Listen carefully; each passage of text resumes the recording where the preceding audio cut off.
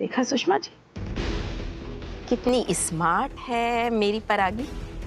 भले ही आप लोग बड़े लोग हैं, लेकिन चालाकी में तो परागी ही बड़ी है आप लोगों से। आपके बेटे और आपके पूरे परिवार को कैसे मुट्ठी में ले लिया उसने घर में घुसते ही। आप बड़ी खुश हुई होंगी ना आज अपने बेटे को देखकर झंडा फहराते हुए। लेकिन आपने ये सोचा कि झंडा फहराने के बहाने परागी ने आपके सम्मान पर पानी फेर दिया।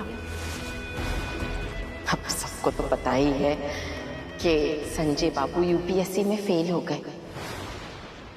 इतना सम्मान उन्हें कैसे दिया जाएगा, है ना?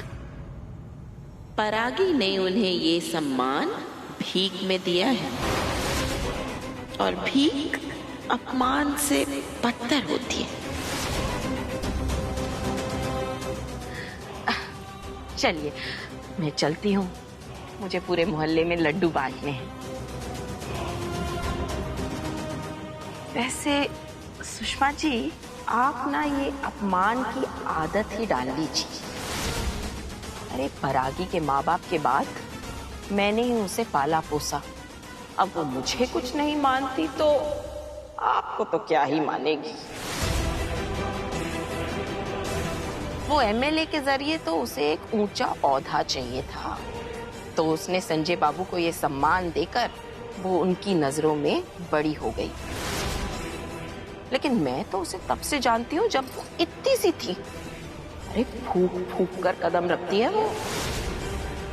आसपास जो भी आता है उसे इस्तेमाल कर कर आगे बढ़ जाती है। अब आप संजय बाबू को ही ले लीजिए, आपके बेटे को। पहले उसने अपने प्यार के जाल में फंसाया, फिर पढ़ाई में अच्छा होने के बावजूद उसे यूपीएससी में फेल करवा दिया। मैं जानती हूँ आप उससे नाराज हैं, लेकिन आप बहुत ही भली औरत हैं, इसलिए आपके सामने सच तो मुझे बोलना ही था। चलिए चलती हूँ अब। नमस्कार।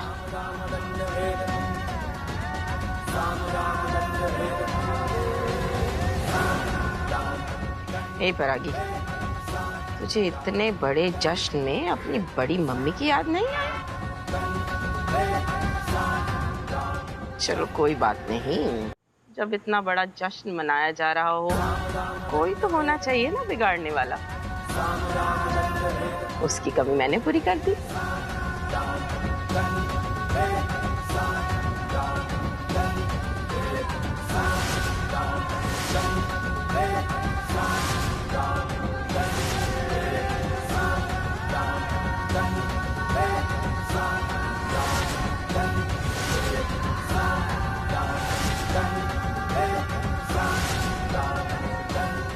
हमें दूसरी जगह कार्यक्रम में जाना है। आओ जल्दी से आयोजन की फोटो निकलवा लेते हैं। जी हमारी पूरी फैमिली के साथ ले लें। हाँ बेटा, क्यों नहीं। पाठक जी जी आइए ना, आपके बिना फोटो अधूरी है।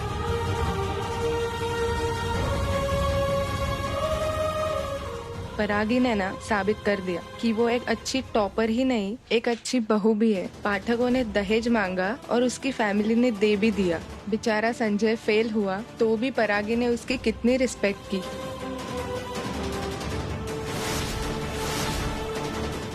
देखा भाभी, ऐसे खेलती है हमारी इज्जत के साथ ये परागी। लोग ऐसे ही बातें करते हैं हमारे बारे में।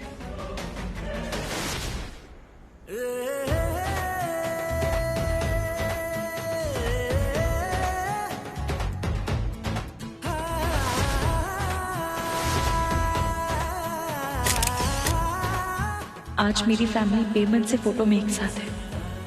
हे साईनाथ जी, ऐसा टाइम भी जल्दी लाना जब सब पूरे मन से साथ हो।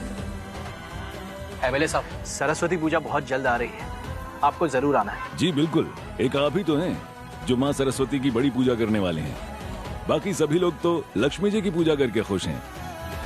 सर, मेरे एक परिचित का कॉल आया था, यूपीएससी इंटरव्यू की डेट आ गई। जी मुझे अभी पता चला, कल ही इंटरव्यू। ठीक है बेटा, इंटरव्यू में छा जाना। अच्छा पाठक जी,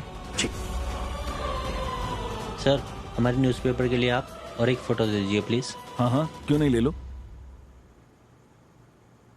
सर आप थोड़ा साइड हट जाइए। फोटो परागी मैम और एमएलए साहब का है।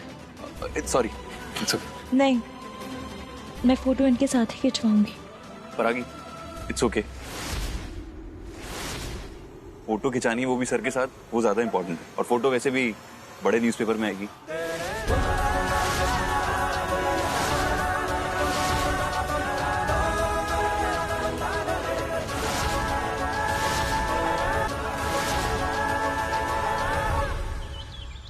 पाठक उन्हें तो बैठे बिठाए एक नीली बत्ती वाली बहू मिल गई। जिज्जी, एमएलए साहब और मीडिया को देखा नहीं कि दिखा दी इसने अपनी लो मेंटालिटी। इस परागी की ताई जी ने। हर लोकल चैनल पर उसी का इंटरव्यू चल रहा है। कितनी बकवास कर रही थी। पहले दिन से कह रहा हूं कि हमारा और उन दूध वालों का कोई मेल नहीं। आज भी बिना वजह ही तमाशा बन गया। तमाशा तो बन सकता था लेकिन बना नहीं। परागी भाभी ने सब कुछ स्मार्टली हैंडल कर लिया। आई एम सॉरी, मैं आप लोगों से ऐसे बात नहीं करना चाहता था, लेकिन मैं आप लोगों से रिक्वेस्ट करता हूँ, प्लीज ट्राई टू अंडरस्टैंड। चंदा आंटी की आदत है कुछ ना कुछ गड़बड़ करना, लेकिन परागी भाभी ने एमएलए सर के सामने आप सबकी रिस्पेक्ट की कि नहीं की, उसको तो अप्रिशिएट कर सकते हैं ना। एमपी में हम लोग के बड़े बड़े कोचिंग सेंटर्स हैं, बुक स्टोर्स हैं, हम छोटे लोग तो नहीं है ना। परागी भाभी ने यूपीएससी क्लियर कर लिया तो हमें हैप्पी होना चाहिए। ये छोटी सोच क्यों? अभय,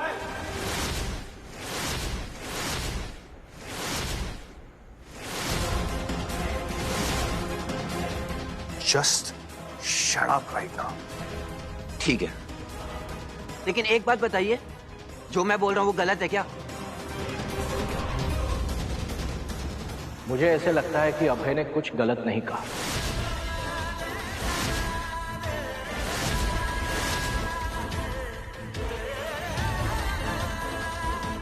विनोद जी, सुषमा जी, अगर ये सही कह रहा है तो हमें इसे रोकना नहीं चाहिए।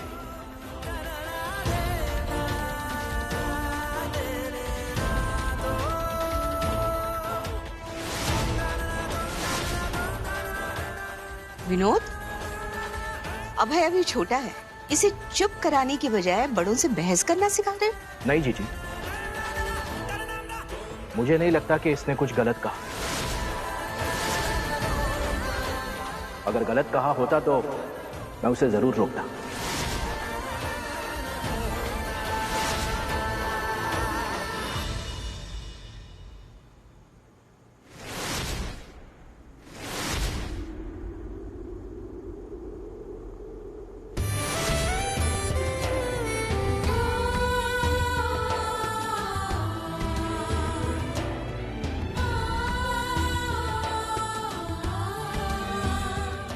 माँ, जिस उम्र में मुझे पता भी नहीं था कि माँ क्या होती है, उस उम्र में मेरी माँ मुझे छोड़कर चली गई। थोड़ी बड़ी हुई तो बाकी के स्कूल के बच्चों के साथ मैं भी मदर्स डे कार्ड बनाती थी, पर देती किसे कोई था ही नहीं।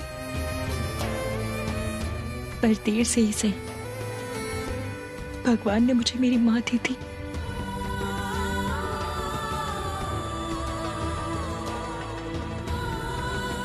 इसलिए आज मेरा कार्ड मेरी माँ तक पहुंच गया। और पहले ही कार्ड में सॉरी बोल रही हूँ और आपसे रिक्वेस्ट कर रही हूँ कि मेरे मायके वालों से जो भी गलतियां हुई हैं उन्हें प्लीज माफ कर दीजिए।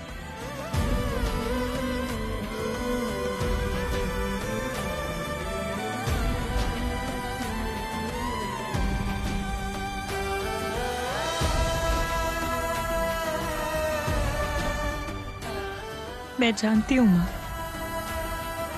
शादी में जो कुछ हुआ वो आप कभी भूल नहीं सकते, पर आज के लिए मुझे माफ तो कर सकते हैं ना?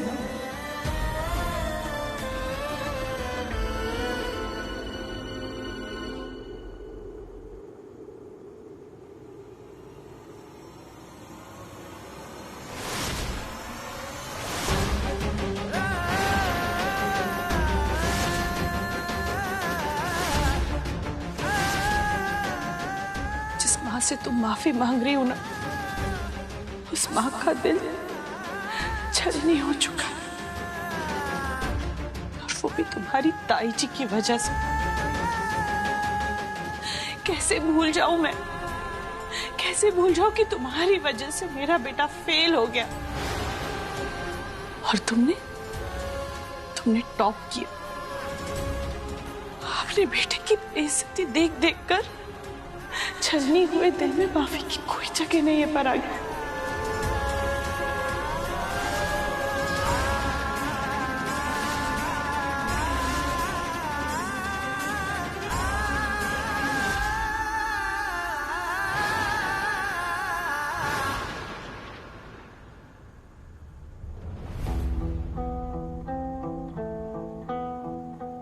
प्रमोद, कॉफी।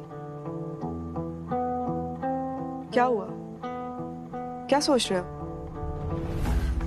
प्रमोद, कॉफी। हाँ। बेबी, इस वक्त सब परागी में बिजी है और ये सिचुएशन हमारे इस काम के लिए इजी है। कैसे? देखो, इतने सालों से जो हम करना चाहते थे ना, वो इस बार इस सरस्वती पूजा में हो सकता है। हमें बस किसी भी तरह एमएलए साहब से हमारा नया बिजनेस प्रपोजल अप्रूव कराना है, कैसे भी। Pramod, I think it's a great idea and I completely agree कि किसी भी बड़े और सक्सेसफुल बिजनेस को एस्टैब्लिश करने का रास्ता कभी सीधा नहीं होता है। पर तुम एक बात का ध्यान रखना, आज तक तुम दोनों भाइयों में कभी कोई इश्यू नहीं हुए, पर अब हो सकते हैं। क्या मतलब? मतलब ये कि जिस तरह से परागी ने संजू की लाइफ और इस घर को अपने कंट्रोल में ले लिया है, ठीक वैसे ही कल को इंटरव्यू क्लियर करने के बाद वो हमारे बिजनेस को भी कंट्रोल में ले सकती है, और फिर बहुत बड़ी प्रॉब्लम हो जाएगी। इसलिए एमएलए साहब से जो भी काम करवाना है बहुत ही संभल करके, क्योंकि जो रास्ता तुमने चुना है वो टेढ़ा है और ये लड़की उससे भी ज्यादा टेढ़ी है।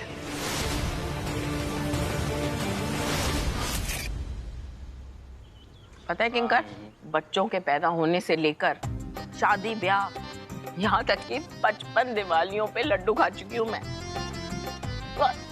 इतने मीठे लड्डू मैंने पहले कभी नहीं दबाए, सच में।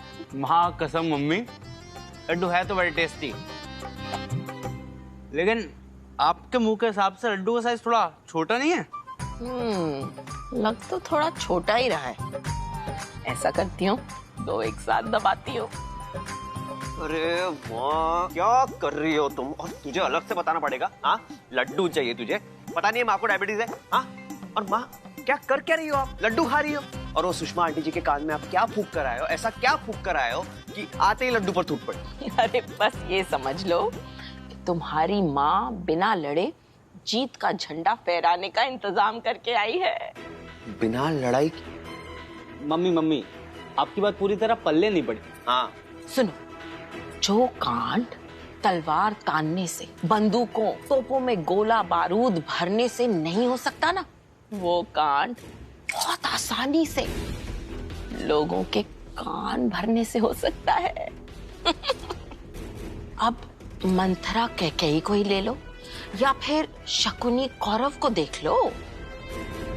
एक छोटी सी बात उनके कानों में गई और धज्जियां उड़ गई, धज्जियां। ये लो, तुम दोनों भी खाओ और पूरे मोहल्ले में बांटो। पर आप नहीं खाएगी? हाँ, मैं नहीं खाऊंगी, तुम लोग ऐश करो। मुझे पता था सुषमा कान की कच्ची है, इसलिए ऐसे कान भर कर आई हूं कि हमारे लालच का घड़ा भी अब भरा ही समझो।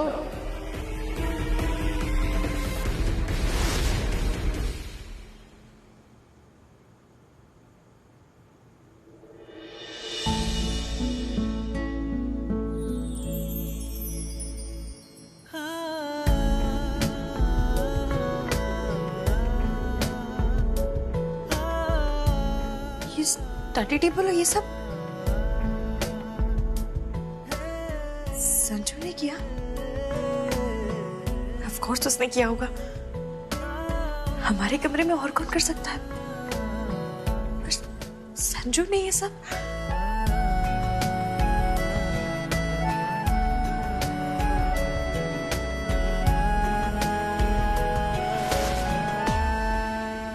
थैंक यू आज जो तुमने किया उसके लिए।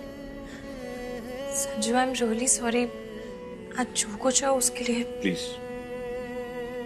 सॉरी बोल के मेरे थैंक यू को रिटर्न गिफ्ट मत दो। मुझे जो सच में फील हुआ वो मैंने तुम्हारे लिए किया। कल तुम्हारा इंटरव्यू है, ये जो कुछ भी हुआ है सब भुलाकर अपने इंटरव्यू पे ध्यान दो। That's it.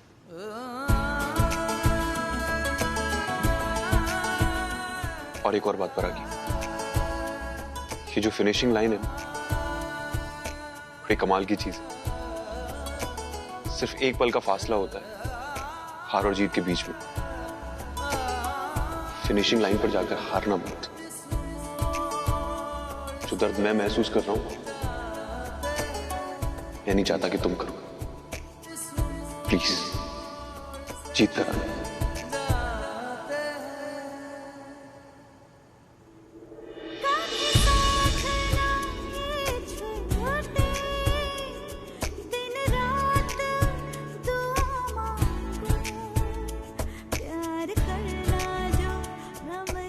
तुम हग नहीं करना चाहते तो कोई बात नहीं, पर कम से कम मुझे लम्हा महसूस तो कर लेने दो।